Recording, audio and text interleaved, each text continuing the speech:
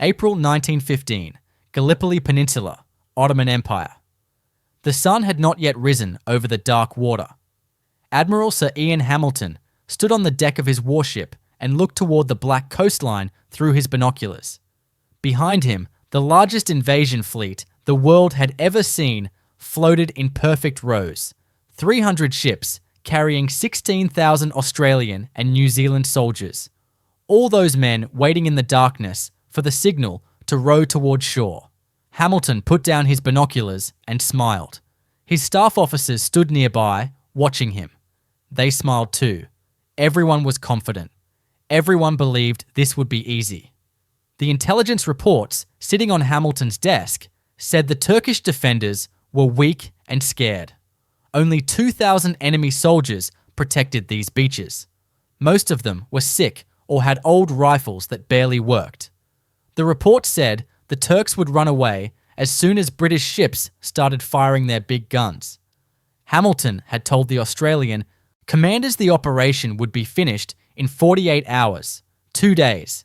That is all it would take. The Australians would land on the beaches, walk inland, and take the high ground. Then British soldiers would arrive and do the real fighting. The colonials just needed to establish a simple beachhead. Easy work for brave men, even if they were not proper soldiers like the British. The Australian and New Zealand troops, packed into small boats, did not feel confident. They sat shoulder to shoulder, holding their rifles.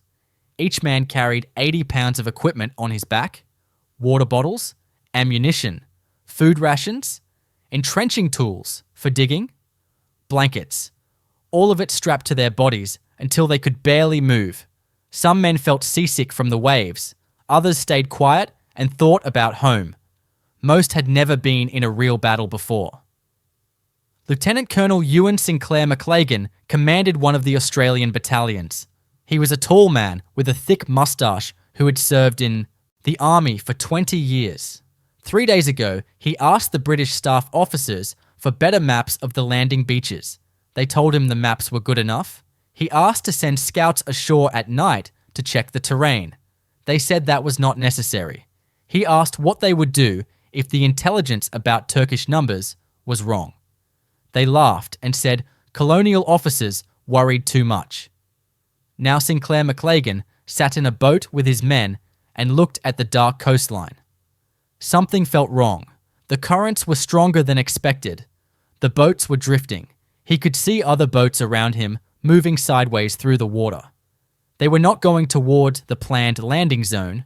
They were going somewhere else, somewhere north. He tried to signal the naval officers, but it was too dark. The boats kept drifting. Major John Treloar sat in another boat 30 meters away. He was 38 years old and came from Melbourne, where his family owned a shipping company. Before the war, Treloar spent his days managing cargo boats and warehouse inventories. He understood how to move heavy loads across water. He understood ocean currents and tides. He understood when things were going wrong. Treloar was not a career soldier. He joined the army when the war started because it seemed like the right thing to do. The army made him a quartermaster because of his shipping experience. His job was managing supplies and logistics. He was good at practical problems.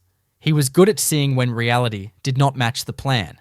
Now he watched the dark coastline getting closer and realized they were landing in the wrong place. The shoreline looked different from what the maps showed. The British maps showed wide beaches with gentle slopes. What Treloar saw through the darkness looked like cliffs, steep cliffs rising straight up from the water. This was not right. This was not the planned landing zone at all. At exactly 4:30 in the morning on April 25th, the boats reached the shore. The sky was just starting to turn grey with the first light of dawn. The boats scraped against rocks and sand. The front ramps dropped down. Officers shouted for the men to move. 16,000 Australian and New Zealand soldiers started climbing out of their boats into waist-deep water. That is when the shooting started. Machine gun fire erupted from the cliffs above. The sound was like cloth ripping, but 1,000 times louder. Bullets hit the water, like heavy rain. They hit the boats with sharp cracking sounds. They hit the men. Traylor jumped into the water and immediately went under. The 80 pounds of gear on his back dragged him down. He fought his way back to the surface, gasping for air. Around him, other men were drowning. The weight of their equipment pulled them under the waves. The water turned red. Bodies floated face down. Men screamed for help, but there was no help to give. Everyone was just trying to survive the next 5 seconds. Those who made it to shore found themselves at the bottom of cliffs 50 meters high. Not gentle beaches, not wide open spaces for thousands of troops to gather and organize. Just narrow strips of sand and rock with steep cliffs rising up. And from the top of those cliffs, Turkish soldiers fired down at them with perfect aim. Traylor pressed himself against a rock and tried to understand what was happening. The British intelligence said there were only 2,000 Turkish defenders, but the amount of gunfire coming from above sounded like 10 times that many. The British said the Turks had poor weapons and no training, but these machine guns were cutting down Australians with terrible efficiency. The British said the beaches would be easy to take, but this narrow cove with its cliffs was a death trap. The truth crashed over Traylor like a cold wave. The British had been completely wrong about everything. The intelligence was false. The maps were useless. The plan was a disaster. And 16,000 Australian soldiers were dying because British officers in comfortable headquarters had made assumptions without checking if they were true. Worse than that, Traylor realized the British had assumed the Australians would just follow orders like obedient colonials. They assumed Australian soldiers were brave, but not smart enough to question their superiors. They assumed men from the far edge of the empire would do what they were told, even if it meant certain death. Both assumptions were completely wrong. The Turks were not weak and scared. They were strong and ready. And the Australians were not going to die quietly following a plan that had failed in the first 5 minutes. Bullets cracked against the rock above Traylor's head. Men around him were bleeding and crying. The sun was coming up now, and he could see the full scale of the disaster. They had landed at the worst possible place. They faced an enemy that was 10 times stronger than expected. British command had sent them here with wrong information and no real support. But Traylor was still alive. Many of his men were still alive. And being alive meant they had choices to make. They could keep following the British plan and die trying to do the impossible. Or they could start thinking for themselves and find a way to survive despite everything that had already gone wrong. The British plan assumed Australian obedience. That assumption was about to be proven as false as everything else the British had believed about this terrible morning. The actual landing at Anzac Cove was completely different from what British maps showed. The landing zone was only 1,600 meters long from north to south. It was only 900 meters wide from the beach to the inland side at its widest point. The cliffs rose between 50 and 100 meters straight up from the narrow beach. Thick scrub and bushes covered the cliffs, making it impossible to see where to climb. Deep ravines cut through the rock like knife wounds. And from the top of everything, Turkish soldiers had perfect views down onto every Australian trying to climb up. British planning said 16,000 men would establish a line 5 kilometers deep by nightfall. The reality was 8,000 Australians scrambling to hold a tiny pocket 400 meters deep while bullets and shells rained down from above. Every man climbing those cliffs was completely exposed. Turkish gunners just aimed down and fired. They could not miss. Captain Eric Tulloch led his company up the cliff face 2 hours after landing. They could not go back. Turkish fire covered the beach. They could only go up. Tulloch looked at the cliff and saw it was almost straight vertical in some places. His men carried grappling hooks meant for climbing ships. He ordered them to throw the hooks up and catch them on rocks and tree roots.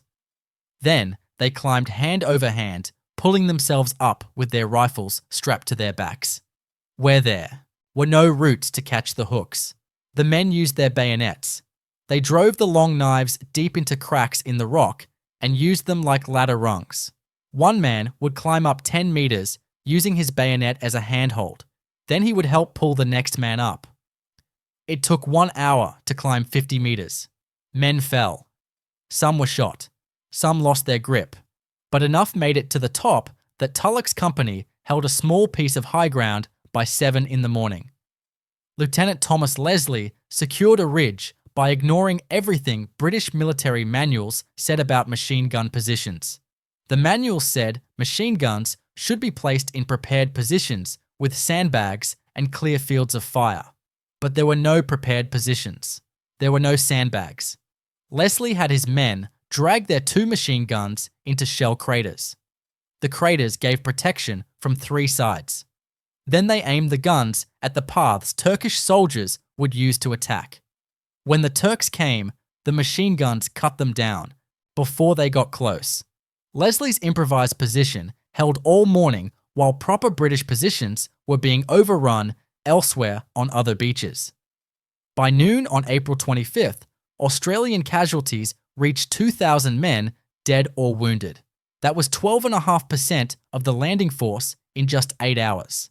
2,000 families back in Australia would soon receive telegrams saying their sons and husbands were gone. The numbers were terrible, but what happened next made them even worse. British General William Birdwood came ashore at 10 in the morning. He walked along the beach and saw the chaos. Bodies floating in the surf, wounded men crying for medics, boats burning, equipment scattered everywhere, the cliff faces covered with men trying to climb while being shot at from above. Birdwood looked at all of this and sent an urgent message to Admiral Hamilton. "We must evacuate immediately. This position cannot be held." Hamilton was still on his warship several kilometers away. He had not seen the beach. He had not seen the cliffs. He had not seen the men dying. He read Birdwood's message and got angry. "The plan must proceed," he wrote back. "You have gotten through the difficult business. Now you only have to dig until you are safe." Hamilton believed his own intelligence reports more than he believed the officer standing on the actual beach watching men die. The message showed how completely British command misunderstood what was happening. They thought the hard part was over. They thought the Australians just needed to dig some trenches and wait for help. They had no idea that every meter of ground was being fought over with grenades and bayonets. They did not know that Turkish forces were preparing massive counterattacks. They did not understand that the position was impossible according to everything military science said about warfare. But one man did understand. Lieutenant General William Bridges commanded the entire Australian 1st Division. He was 53 years old and had been a soldier for 30 years. He knew the difference between what headquarters wanted and what was actually possible. Bridges walked along the position all afternoon, talking to his officers. He saw the terrain. He saw the Turkish positions. He saw his exhausted men holding ground by pure determination. At 4 in the afternoon, Bridges received orders from British command. Push inland immediately. Take the heights. Meet the objectives. The orders came from officers who had never seen this beach and never would. Bridges read the orders and made a decision that could end his career. He sent back a simple message. "We hold what we have taken." Then he told his officers to ignore the British orders completely. "Start digging defensive positions. We are not attacking. We are defending. Let the Turks come to us." This violated every principle of British offensive doctrine. Attacks should always push forward. Defense was for weak armies. British military tradition said real soldiers advanced regardless of casualties. But Bridges knew British military tradition was written by men who had never tried to climb 100-meter cliffs while being shot at from above. He trusted his own eyes more than he trusted doctrine. Within 24 hours, Australians dug 3.2 kilometres of trenches. They used their small entrenching tools that folded up and fit on their belts. They used their bayonets. They used their bare hands and broken boards from the boats. They dug while Turkish snipers shot at anyone who raised his head too high. They dug while shells exploded around them. They dug because bridges told them that digging would keep them alive and advancing would get them killed. The trenches were not beautiful.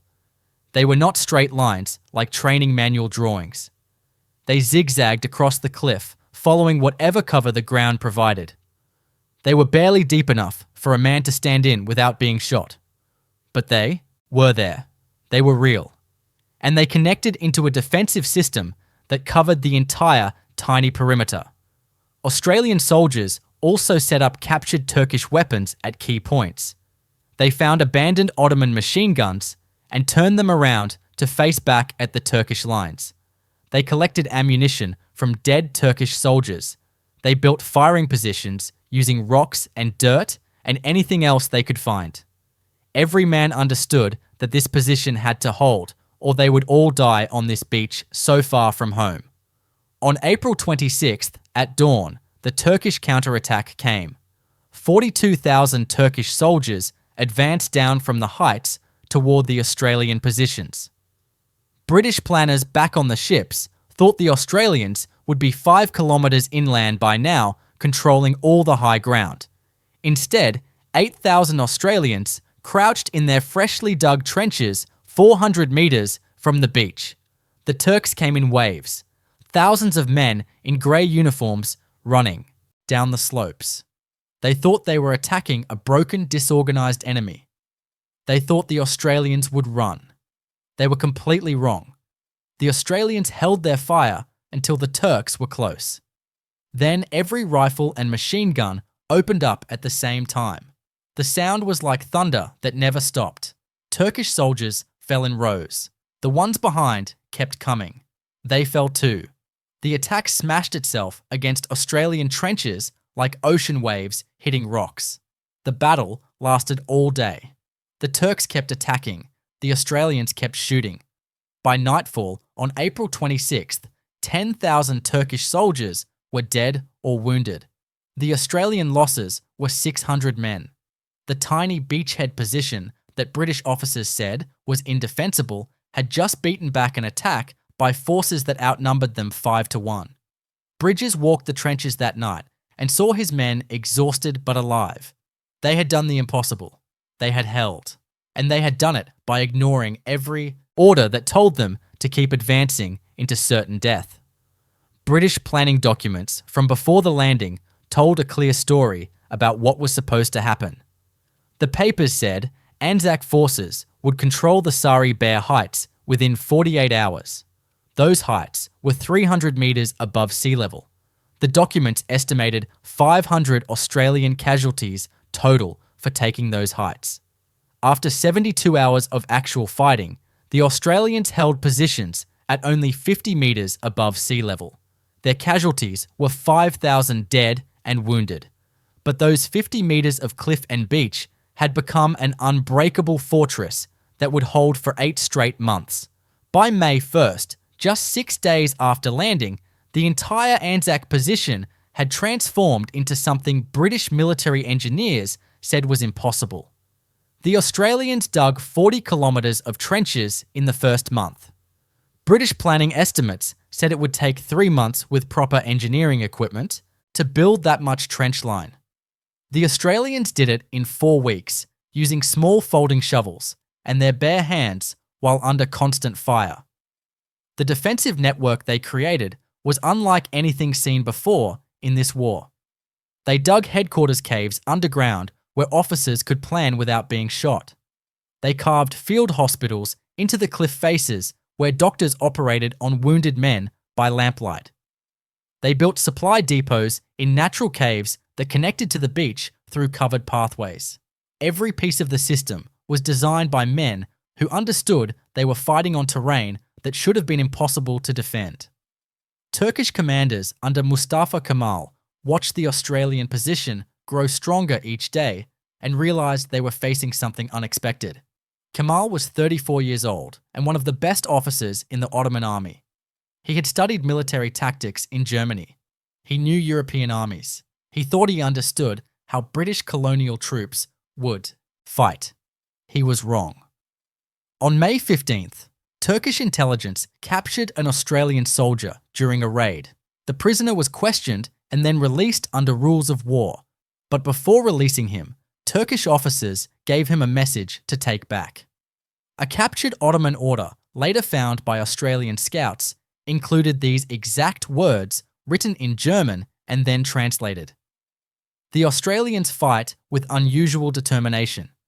Their defensive positions are expertly sited. Attacks against them yield terrible casualties for minimal gain. German military advisors working with Turkish forces sent recommendations to their commanders. Avoid direct assaults on Anzac positions. The cost is too high. This was extraordinary. The German army was the most modern and professional fighting force in the world. German officers trained with the best military minds in Europe. And they were acknowledging that colonial soldiers had built defences too formidable to breach. Colonial soldiers, who British command, said lacked proper discipline, had impressed the Germans with their tactical skill. But British staff officers refused to admit their planning had failed. General Hamilton sent reports back to London that blamed the Australians for not advancing inland as ordered. His official dispatches called the Australian defence a result of colonial defensiveness and lack of offensive spirit. He wrote that properly trained British troops would have taken the heights by now. He never mentioned that his intelligence had been completely wrong. He never admitted that landing at the wrong beach was the fault of British naval officers who did not scout the currents properly. Other British officers whispered the same criticisms in their private letters home. The Australians were too cautious. They dug in when they should have advanced. They did not follow orders. They questioned their superiors too much. These criticisms revealed how completely British command misunderstood what had actually happened. The Australians survived because they were cautious.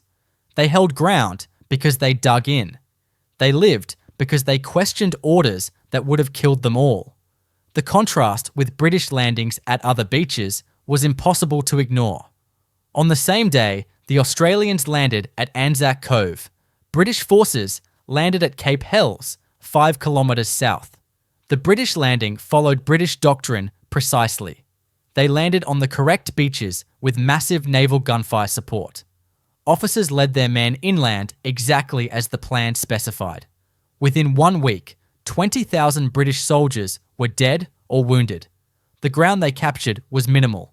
Their advances measured in hundreds of metres cost thousands of lives. The Australians had landed at the wrong beach, ignored British orders, and improvised everything. Their casualties in the first week were 5,000, half of what the British lost, and the Australian position was so strong that Turkish forces stopped trying to take it. The numbers told a clear story that British command did not want to hear. Improvisation worked better than proper doctrine. Colonial thinking saved more lives than following traditional methods. Lieutenant Colonel Sinclair McLagan, the officer who had questioned British intelligence before the landing, wrote a report 3 weeks after April 25th. His report included one sentence that captured everything. "We landed in hell and made it home." That sentence spread through Australian units until every soldier had heard it. They landed in the worst possible place at the worst possible time with wrong information and no support. They made it home by thinking for themselves. Mustafa Kemal himself wrote about the Australians in his personal journal. Years later, after the war ended, his journals were published. One entry from May 1915 included these words: "I have never seen such bravery from troops so badly commanded at the strategic level." Kemal was praising Australian soldiers while criticising British generals. He understood exactly what had happened. The men in the trenches were superb. The men giving orders from ships were incompetent. A British staff officer wrote an anonymous letter to a London newspaper in June 1915. The letter was published without revealing who wrote it. The writer said this about Anzac: "The colonials succeeded precisely because they ignored our instructions. Had they followed our orders, they would all be dead." This is uncomfortable to admit, but it is true. That letter caused a scandal. British command tried to find out who wrote it. They never discovered the author, but thousands of people read those words and started asking hard questions about how the campaign was being run. The sounds of Anzac Cove became part of the Australian experience that no man who was there ever forgot. The constant crack of rifles mixed with the deeper boom of naval guns firing at Turkish positions inland. The sound never stopped. Not during the day, not at night. It became background noise that men learned to ignore until the shooting got close. Then everyone paid attention. The smell of cordite explosive hung in the air so thick that men could taste it. Dirt from shell explosions fell like rain. Dust covered everything: water, food, uniforms, skin. Everything tasted like dirt and smoke. At night, Turkish forces would fire flares into the sky. The flares burned bright green and white as they fell slowly on small parachutes. The light cast strange moving shadows across the trenches. Men said the shadows looked like ghosts walking between the firing lines. Some soldiers believed the ghosts were real. The spirits of all the men who had died in the first terrible hours coming back to watch over the survivors. The cliffs themselves became vertical battlefields, unlike any other place in the war. Australians dug caves straight into the sandstone rock. These cave positions could not be hit by artillery firing from above because the shells could not reach them. The Australians built pulley systems using rope and wood to haul supplies up 90-degree cliff faces. Water came up in canvas buckets. Ammunition came up in wooden boxes. Wounded men went down strapped to stretchers with ropes tied around them. Everything that moved up or down those cliffs had to be carried on human backs or pulled by human hands. The fighting happened at ranges so close that men could hear enemy soldiers talking in their trenches. 20 metres separated Australian and Turkish front lines in some places. Close enough to throw grenades by hand into enemy positions. Close enough to hear the other side coughing or eating their meals. Both sides learned to recognise individual voices. They knew when particular enemy soldiers were on duty based on the sounds they made. The beach itself remained under constant sniper fire for 8 straight months. Turkish marksmen on the heights could see the entire beach from sunrise to sunset. Any man who moved during daylight was a target. Australians learned to move only at night or behind screens made from blankets hung on wooden poles. Supply boats came in at dawn and dusk when smoke from cooking fires provided some cover from watching eyes above. Everything had to be carried up the cliffs on men's backs. Water and food and ammunition going up. Wounded soldiers and dead bodies coming down. The traffic never stopped.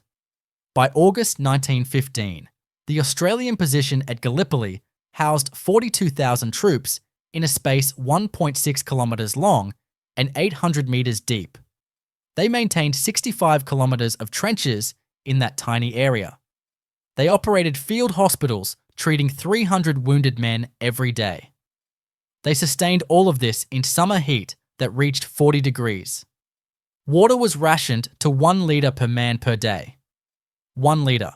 Just enough to drink and stay alive. Not enough to wash. Not enough to cook properly. Just enough to survive. All of this happened in a position that British command had declared indefensible on the first day. All of this was built and maintained by men who had supposedly failed because they did not follow British orders. The Australians had proven that survival and success sometimes meant ignoring the people who were supposed to know better. When Allied forces evacuated Gallipoli in December 1915, the operation succeeded because Australians applied everything they had learned about improvisation and tactical thinking. The evacuation happened at night using carefully timed withdrawals. Small groups of men would leave the trenches in silence. They left behind rifles attached to cans filled with water. The cans had small holes that let water drip out slowly. When enough water dripped out, the weight changed and the rifles fired automatically. Turkish forces heard gunfire and thought Australians were still in the trenches. By the time the Turks realised what happened, every Australian was gone. Not a single man died during the evacuation. British generals called it the only success of the entire Gallipoli campaign. By early 1916, British Army training manuals were being rewritten. New sections appeared with titles like Improvised Defensive Positions and Adaptation Under Fire. These concepts came directly from what Australians had done at Anzac Cove. The British military establishment spent 2 years refusing to admit Australian methods worked better than traditional doctrine. But the evidence was too strong to ignore. The statistics told a story that could not be argued away. Australian defensive tactics saved lives, while British offensive tactics wasted them. The Australian method of fire and movement became standard British infantry practice by 1917. Small groups of soldiers would provide covering fire while other groups moved forward. Then they would switch roles. This sounds simple and obvious now, but before Gallipoli, British infantry advanced in long lines all together like soldiers had done for 200 years. The Australians proved the old way got too many men killed. The new way kept more men alive while still taking ground. Major John Traylor survived Gallipoli and went on to command Australian logistics operations in France for the rest of the war. He never became famous. He never commanded combat troops in big battles. He just made sure Australian soldiers had the supplies they needed when they needed them. After the war ended in 1918, Traylor returned to Australia. The government offered him a job as the first director of the Australian War Memorial in Canberra.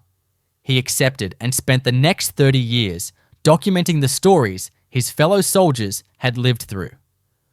Traylor collected letters and diaries and photographs. He interviewed thousands of veterans about their experiences. He built displays showing what life was like in the trenches. He made sure the Australian story was told correctly and completely. He never received medals for his service at Gallipoli. British command rarely gave medals to colonial officers unless they did exactly what British generals wanted. Traylor did not care about medals. In 1948, a newspaper reporter asked him if he felt bitter about the lack of recognition. Traylor shook his head. "We proved what Australians could do," he said. "That was enough." For decades after the war, British military histories treated Gallipoli as an embarrassing failure best forgotten. Official British accounts mentioned the campaign briefly and moved on to other topics. They did not dwell on the intelligence failures. They did not discuss how British planning had sent men to die based on wrong assumptions. They certainly did not admit that Australian troops succeeded by ignoring British orders. The entire campaign was treated as a mistake that taught no useful lessons. Australian historians told a completely different story.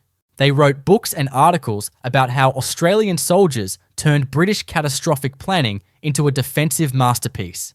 They documented the improvisation and courage and tactical thinking that kept 8,000 men alive in an impossible position. They interviewed veterans who remembered every detail of those terrible months. The gap between British shame and Australian pride defined how each nation remembered Gallipoli. For Britain, it was a disaster to forget. For Australia, it was a defining moment that proved what their nation could do. The lessons from Gallipoli about military innovation and adaptability spread through armies worldwide. When World War I finally ended in 1918, military academies in every major country began studying what happened at Anzac Cove. They examined the tactical decisions Australian officers made. They analysed the defensive positions Australian soldiers built. They tried to understand how troops with less training and experience outperformed professional British soldiers who followed doctrine perfectly. The core lesson was uncomfortable for established military powers. Competence did not flow from rank or formal education or imperial authority. The British High Command brought impressive credentials and years of experience and vast resources. Australian troops brought practical thinking and willingness to adapt and courage to abandon methods that did not work. When formal credentials met hands-on problem-solving on the battlefield, common sense won. That lesson challenged everything military establishments believed about how wars should be fought. Gallipoli also exposed the deadly danger of assumptions that went unchallenged. British intelligence assumed Ottoman forces were weak because the Ottoman Empire was in decline. Every major assumption British planners made about Gallipoli proved false. But only the Australians adapted fast enough to survive the consequences of those failures. Modern military forces still study Gallipoli as a critical case study. They teach it at staff colleges and war colleges around the world. The lessons they emphasize remain relevant today. When intelligence fails, junior leaders must be empowered to make their own decisions based on what they actually see. When terrain does not match expectations, tactics must adapt to the real ground rather than forcing reality to match the plan. When orders from headquarters contradict obvious facts on the ground, soldiers need the courage and authority to ignore those orders and do what makes sense. These lessons about flexibility and adaptation apply far beyond military operations. Every large organization faces moments when established procedures fail to match new realities. Success in those moments comes from people who can think independently rather than just follow rules. The Australians at Gallipoli had no choice but to think for themselves. British plans collapsed immediately. British assumptions proved false within minutes of landing. Australian soldiers either adapted or died. That brutal reality forced innovation that never would have happened if the British plan had worked even partially. The story resonates particularly in discussions about how organizations resist change. Large established institutions develop standard procedures based on past success. Those procedures become sacred. Anyone who questions them gets dismissed as inexperienced or ignorant. But sometimes old procedures fail completely when facing new problems. In those moments, organizations need people like the Australians at Gallipoli. People who see reality clearly instead of seeing what they expect to see. People who adapt instead of persisting with failing approaches. People who value results over following rules correctly. The deepest truth Gallipoli reveals is about the difference between appearance and substance. The British brought the appearance of military excellence, impressive credentials, formal education, centuries of tradition, imperial confidence. The Australians brought substance, trenches scraped into impossible cliffs, supply lines created from nothing, defensive positions that held month after month. When appearance met substance, appearance shattered like glass hitting stone. The substance was seeing what actually existed rather than what plans said should exist, and having the courage to ignore experts who were wrong and trust yourself even when everyone said you were just a colonial who did not understand proper warfare. What endured from Gallipoli was not the grand British strategy or formal plans, but the adaptations made by men who had no choice but to think clearly under pressure. Those improvised tactics became doctrine studied by professional armies worldwide, and desperate defensive measures became military science. Today, when people face impossible challenges created by leadership failures, they need the same qualities Australians showed at Gallipoli: the ability to see reality instead of comfortable illusions. The courage to abandon failing approaches even when tradition says to persist. The grounded approach that focuses on what actually works rather than what should theoretically work. The independence to ignore orders that contradict obvious facts. Gallipoli teaches that competence matters more than credentials in crisis. Adaptation matters more than tradition. Clear thinking matters more than proper thinking. The Australians had no choice but to abandon British doctrine and think for themselves. That independence, forced by catastrophic British failures, became the foundation of Australian military identity, and later the Australian national character. The British entered Gallipoli certain the Australian landing would succeed. They were right that it would succeed.